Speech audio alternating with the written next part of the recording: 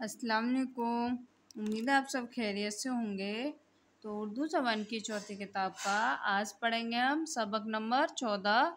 पाठ का नाम है कोयले की कान। कोयले की कान। तो वीडियो को आप पूरा ज़रूर देखिए। वीडियो पसंद आए तो लाइक कीजिए। हमारे चैनल पर पहली बार आए तो प्लीज़ हमारे चैनल को सब्सक्राइब कर लीजिए और ज़्यादा से ज़्यादा इस वीडियो को अपने दोस्तों के साथ शेयर कर दीजिए। तो आइए हम पढ़ना शुरू करते हैं। बिस्मिल्लाहिर्रहमानिर्रहीम। और अगर आपने अब तक हमारी पिछली वीडियो नहीं देखें तो उनका लिंक मैं नीचे डिस्क्रिप्शन बॉक्स में दे दी हूँ, वहाँ से आप चेक कर सकते हैं। नंबर 1, बाज़ मुल्कों में कान खोदकर एक किस्म का कोयला निकाला जाता है।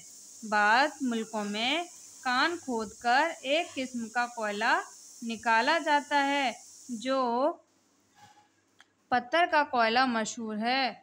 जो पत्थर का कोयला मशहूर है, लेकिन हकीकत में वो पत्थर नहीं, बल्कि नबातात की किस्म से है। यूरोप और अमेरिका की अक्सर विलायतियों में ये कोयला निकलता है। यूरोप और अमेरिका की अक्सर विलायतियों में ये कोयला निकलता है, मगर निहायत उम्दा किस्म का कोयला इंग्लिस्तान का होता है। निहायत उम्दा किस्म का कोयला इंग्लिस्तान का होता है। इंग्लिस्तान के लिए उस कोयले की खान गोया दौलत की कान है। इंग्लिस्तान के लिए उस कोयले की खान गोया दौलत की कान है। तमाम दुखानी कलों के कारखाने और दुखानी कश्तियाँ इसी के वसीले से जारी हैं। तमाम दुखानी कलों के कारखाने और दुखानी कश्तियाँ इसी के वसीले से जारी हैं। और चूँकि वो सर्द खता है, इसलिए खाना पकाने और मकान को गरम रखने के लिए भी ये कोयला काम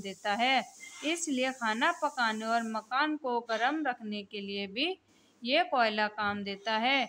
नंबर 2, कोयले की कान को खोदने को बड़ी अकल व हमकत दरकार है। कोयले की कान खोदने को बड़ी अकल व हमकत दरकार है। कलों के वसीले से खोदा और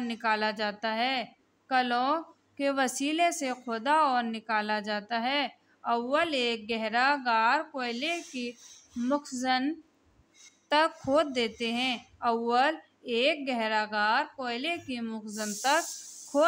हैं, फिर वहाँ का पानी कुल के वसीले से निकाल कर बाहर फेंक देते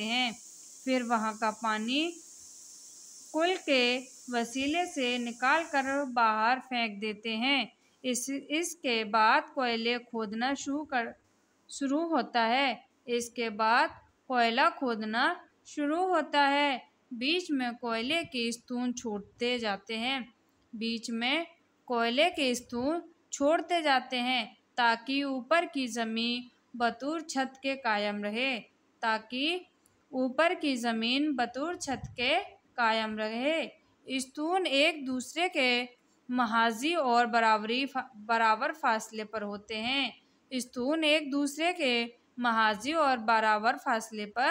होते हैं। नंबर 3, जब तक अंदर ही अंदर कान खुद जाती है तो निहायत खूबसूरत घर के मानिंद मालूम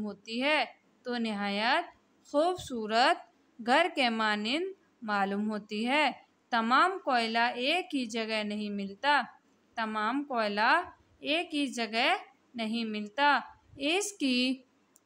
बल्कि इसकी शाखें अतराफ ज़मीन में फैली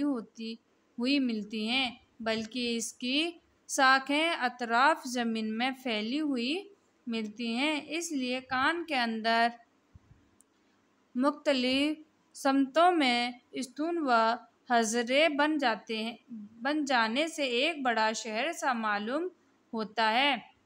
इसलिए कान के अंदर मुख्तलफ समतों में स्तून और हजरे बन जाने से एक बड़ा शहर सा मालूम होता है।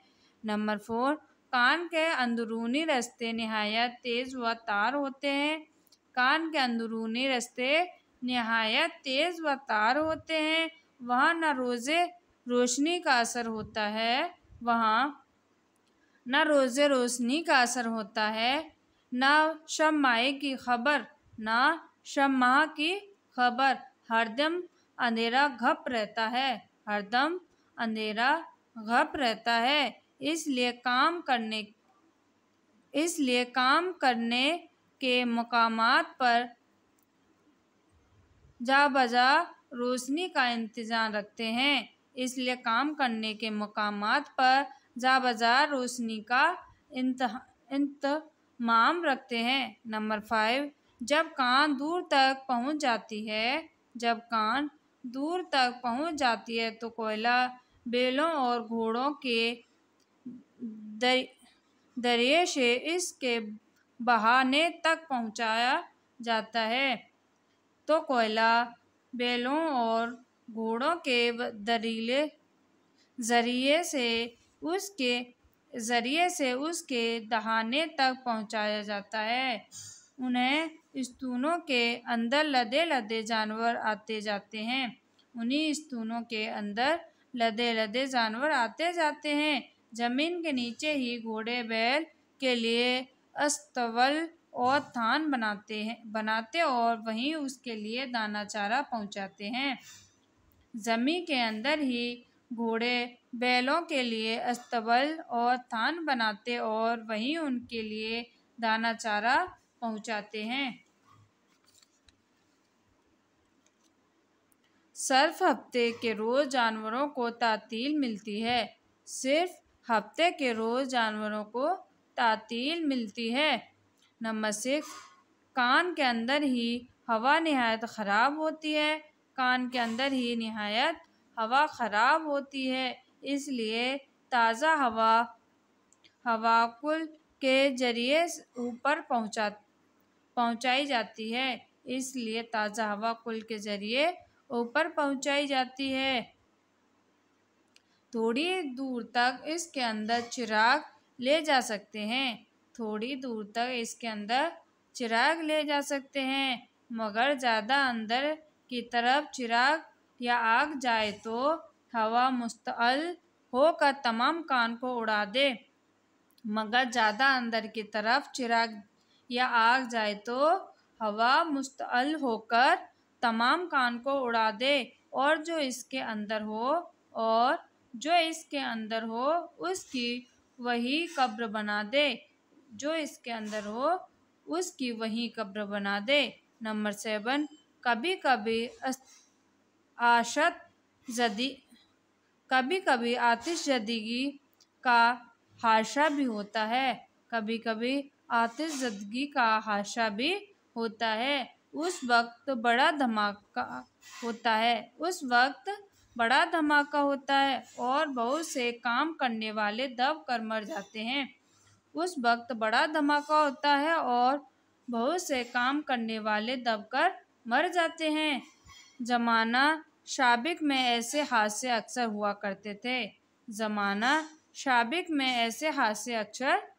करते थे, मगर अब तो मुद्दत से एक किस्म की महफूज लालटेन ख़ास कान के अंदर काम करने के लिए ईजाद हो गई